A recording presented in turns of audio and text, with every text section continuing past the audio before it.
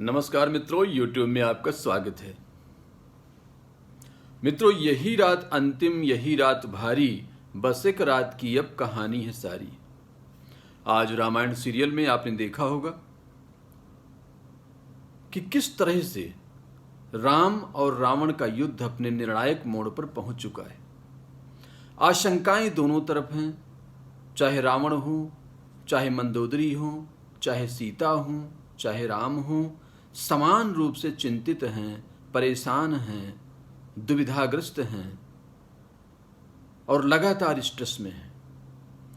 इस स्ट्रेस को न सिर्फ सेना में बल्कि आपने इंद्र के चेहरे में भी देखा होगा। यह एक ऐसा समय है जब सब कुछ अनिश्चित है और एक रात के बाद दुनिया बदल जाने वाली है।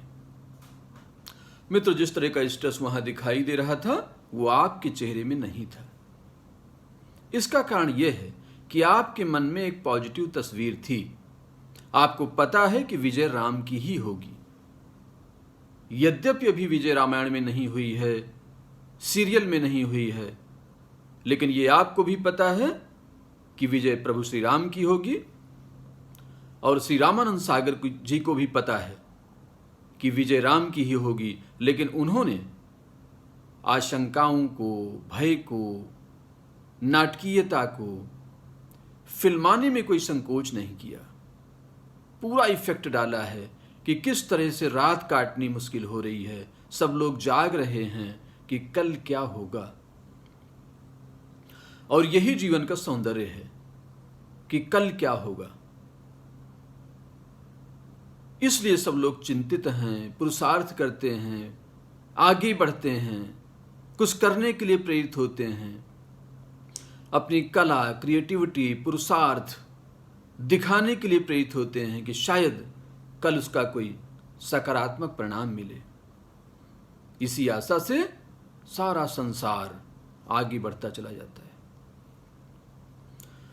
मित्रों, यही एक सूत्र है कि हम सब चिंतित क्यों नहीं थे, क्योंकि हमारे मन में एक तस्वीर थी, एक सकारात्मक तस्वीर थी इस युद्ध के अंत की, कि कुछ भी हो जाए, कितनी भी परेशानियां आए, कितने भी तीर चलें, लेकिन अंततः विजय श्री राम की होगी, सत्य की होगी, न्याय की होगी।